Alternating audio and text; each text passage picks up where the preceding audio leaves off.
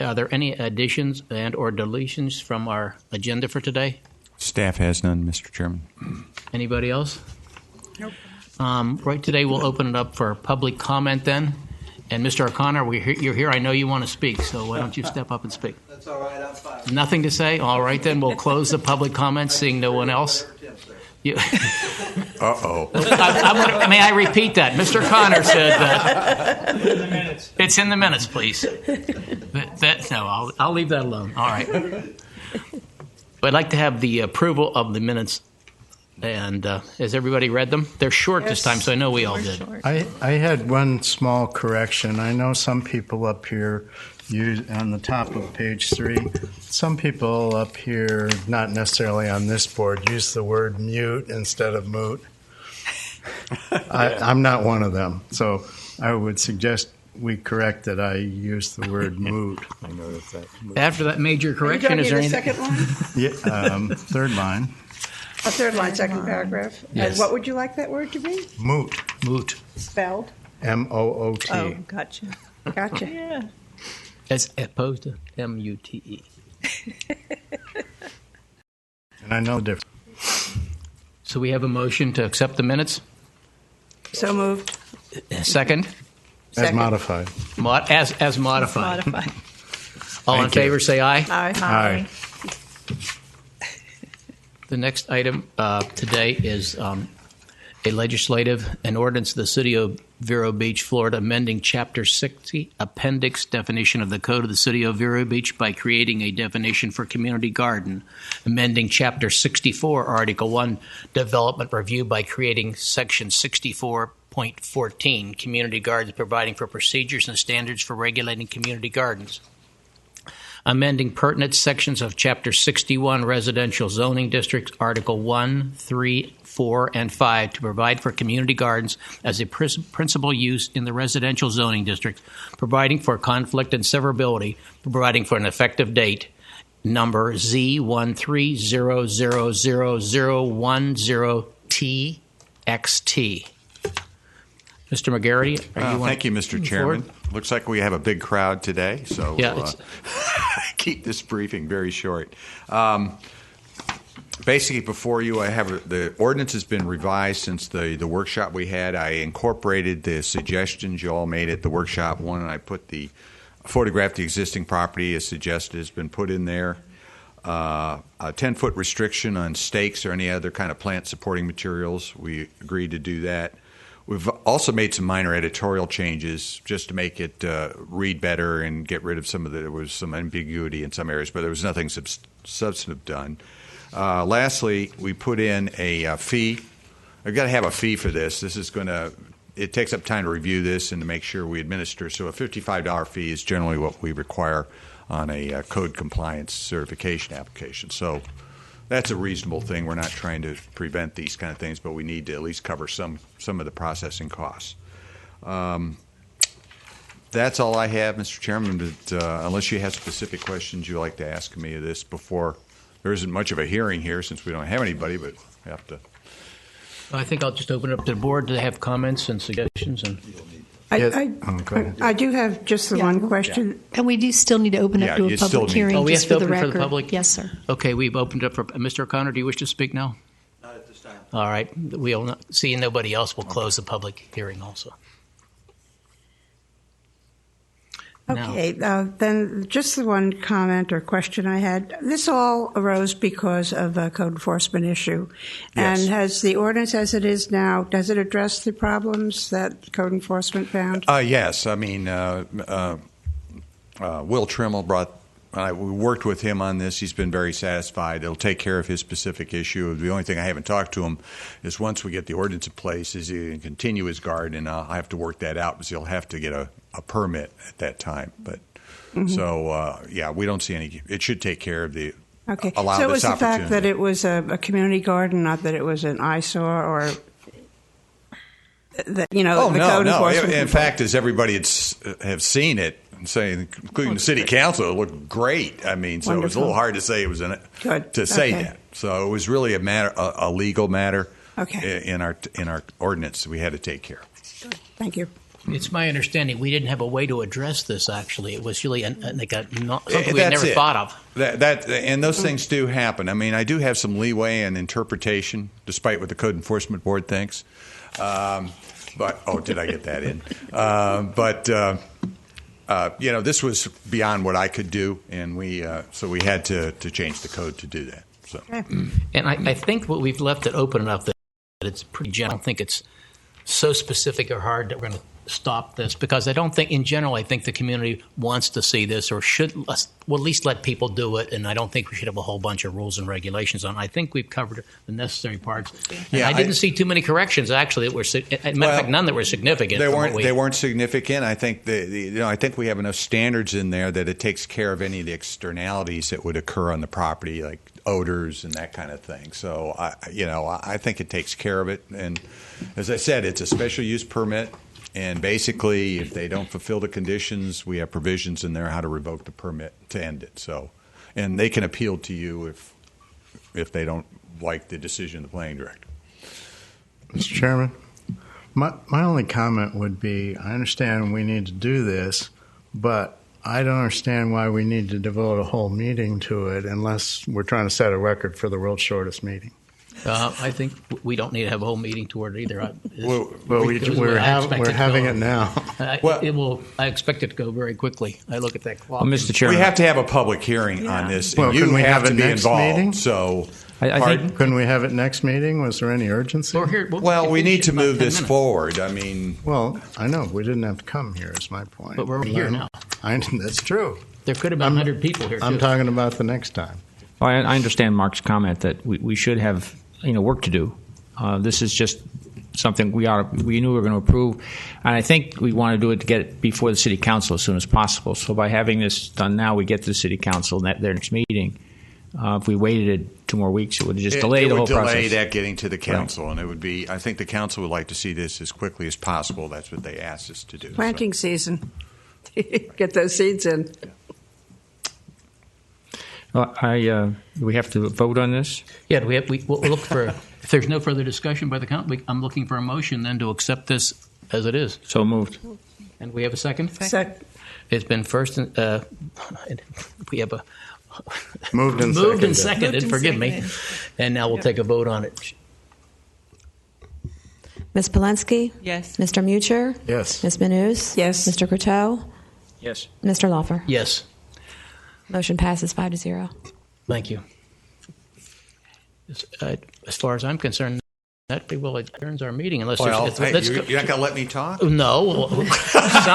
Sometimes Mark was a waste of time, so we can keep going here. I will add to his No, my friend, I didn't mean ammunition that here at all. about a waste of time. I didn't mean that at all. No, the one thing I wanted to bring up, Mr. Chairman and members of the board, is that we've been asked. The City Council has put together an advisory committee, an ad hoc advisory committee dealing with the high-speed rail through the downtown. They're setting up it'll be an advisory commission or a committee. I'm trying to remember which it is. I have it here. It's a 5-person board. One of the members they want to be is one of the members of the Planning and Zoning Board.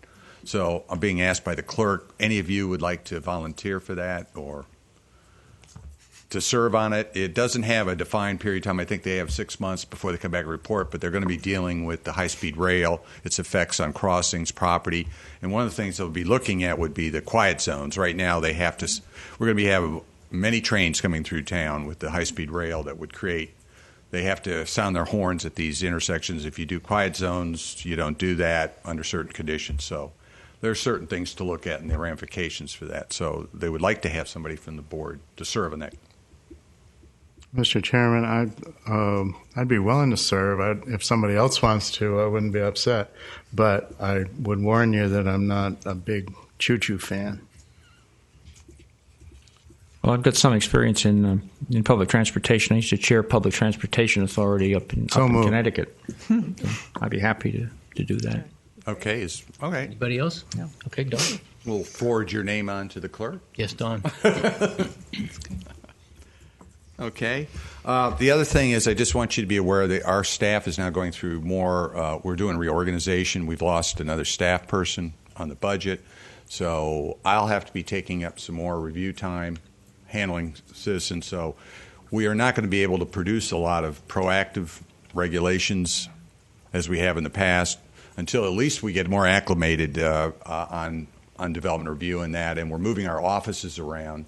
So I'm moving my code people in with us. They're right now out in the hall, if you're aware of that, and they'll all be in the same office, and we're moving around. So it'll be I think, a more efficient and functional thing to cover, particularly the front desk, and we're making some other changes on that. So I just want you to be aware of that. So when you ask me, what are you doing? I mean, it's a little hard sometimes when you're getting phone calls and you must meet with the people, and you want to do that. It's part of our job to do that kind of thing and work with them, but it kind of breaks up your chain of thought when you're trying to write certain things. But we're going to move forward, as I promised, on the comp plan amendments for the neighborhoods. I'm still waiting from Linda to get back to Hillman to get back to me. I'm going to give her a call. I haven't heard from her. I don't know what the deal is right now. And finish up the Osceola Park. One thing I would like us to move forward, and it was in our is to work on the wetlands regulations, because they do have an impact on the lagoon. And I've always wanted to do that. It's in the comp plan, so I'll try to fit that in. But I just want you to be aware that we may be a little slower in a few of the things we're coming out, not on the applications and review that come before you, but on other kind of proactive stuff, unless we're directed otherwise and they want something done. So we're working. I just want you to know that. It's just, this is going to be a learning period for some of us in our office. Is there a possibility you might give us a list of your priorities so we can see them? Once Yes. before you gave that, I thought it was helpful Right. to kind of understand what's coming before us in the future. And as we see that, maybe, is there anything any board members wants to bring? You gave us one in June. I gave you one in June. Well, no, the thing is that we're making all these changes until we get trained. I mean, I have somebody come in, they want a business tax receipt. I don't do that normally and have to handle the phone. So part of it is training the old geezer boss back there how to do some basic things so I can cover, because people have to they're either sick or they take leave or they lose it. So we're having to cover each other across the board. So once we get more familiar with that, I think things will smooth. But I just want to say this period of time, next couple of months, will be a little more tough for us to do things. And I don't want you to think that I've forgotten this, but I will come back with at our next meeting and have something in writing, and we can discuss it a little more. Okay? It'll kind of give us a heads up to what's coming. Well, also. Today was such a day that I'm cleaning up a lot of things, and it's just there's a lot to be done, and we're having to, like Sherry Fitzgerald and I are having to learn the permitting computer system and all that stuff, just because we haven't had to do it, but we need to get in, and it's good. Cross training works well, but I can't say it happens overnight, So. Okay, Mr. Chairman? surely. If we're on board members' Yeah, we're on matters, board I member matters. just want to real quickly remind everybody that this is silly season, and there are campaign signs cropping up in abandoned businesses and vacant lots without permission. And I have made one complaint about that. I got no response. But I think if we want to follow, the keep Vero theme and have a nice looking community, I would hope that doesn't proliferate like it has in the past. Well, I just want to point out, they can put it on vacant property. There's nothing wrong yet. You do need a only with the owner's permission. Well, that's exactly right. But that's not the case. Well, our ordinance was specifically written so people had the right for us to have them show it'd be a prior restraint issue, to have them show that the property owner knows the property. We assume that it's okay. If the property owner doesn't like it, they have to take it off. There's only so much we can do, and I think that's the appropriate. We did follow up on what you did, and I saw a picture of the sign that you showed, and we have talked. We've already removed a couple political signs and, again, advised the people running these campaigns of what the regulations are on it. We have a handout that we give to them that precisely goes in where they can put the signs based on our ordinance, okay? So we follow up on it the best we can on it. So we take our job so very there seriously. has been some action done. You've talked to the offender. We do that. I have made a phone call to the offender personally. Okay, good. That's all I asked. That doesn't mean the volunteers I hope it doesn't won't do happen things. again. I know you can't do anything proactively. Well, I mean, it is just like the referendum. That thing was miserable. Oh, it was awful, and I You washed know, my hands and you know of what I mean. both It was, sides of it. Yeah, it was just all over the place there, and hopefully we'll have more restraint on this. But my staff does follow up on it, and we do send out, we do give out handouts, but they do have a lot of volunteers, and that's the same with the permitted signs we do. You get volunteers out there. We just had a sign I had to remove for our airport show. The air show coming up. It was not placed properly. You know, it just happens when you have volunteers. What are the rules on the permitted signs that they can go anywhere? Well, which permitted signs? You talking about the right-of-way? They're between Thursday and Sunday signs that we do?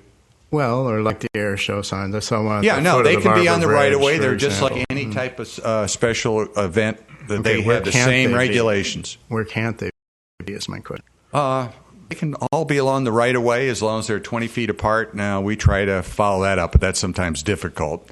And but they're in the right-of-way, and that's generally they can't be in medians and that kind of thing. And that's where this sign this morning was in a median. That's clearly wrong. So if you see that, you know it's. And it's only Thursday through Sunday. And that's what I said. Right. Yeah. Okay. Okay. So What I found some candidates doing is they mark the sign of the campaign sign, and they assign a number to it, and then they designate in their own personal files where that number sign is placed. Oh. And it prevents some mischief from happening. So Well, maybe you want to that was a suggest that. suggestion I had in my complaint, and it's not something that you would that the staff would have to deal with beforehand. But if you found an illegal sign and it was number 27, and then if there was a complaint, you could check and see whether they have the owner's permission for number 27. Sometimes it just helps the candidate understand what's going on. Well, there are a lot of excuses, but I really get upset when I see illegal signs. Oh, yeah. You may have gotten that impression. well, we get upset too, particularly when they continue to do it over and over again. Yeah, it's very frustrating, and I mean we've had some issues. Not only those, we've been dealing now with the churches and their signs and trying to get those in. But there's been a lot of, shall we say, laissez-faire attitude about these things, and one of these days it'll come home to roost. So we're trying to work on that. The one thing that I appreciate is a lot of these businesses and events that happen on the weekend, they're really very good about putting their signs up like the Thursday, Friday beforehand and removing them afterwards. Yeah. Well, I think things are better than they used to be. I mean, they're not perfect, but all you have to do is go out in the county and you can see what happens when you don't have any controls. Right. I mean, they have regulations, but they don't enforce them at all. Or I shouldn't say that. It's not fair to the county. They got a big area to cover. But what I'm saying, I think it's done a lot, and remember we did expand when Peggy and I worked on that ordinance. It was just Friday through Sunday, and we did expand another day to do that. And I think it's worked out well, and sometimes people don't understand that.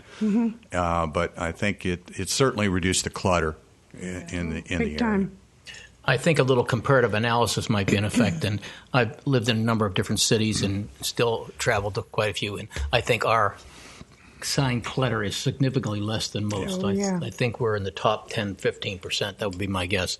And I also know that I'm a person of free speech, so I think you should be able to put your signs out as also a property rights person. So with that in mind, it's a balancing act, and we have to always be mindful of that, because if we didn't have the freedom of expression with the signs, what would that maybe do for us also? So I think the balances we'll have to be careful of. And the silliness, as we referred to it, as will be over on, November the November 5th. So it will be much better improved after that. So That's it. And it's going to get worse before it gets better because we're getting closer. Yes, it will.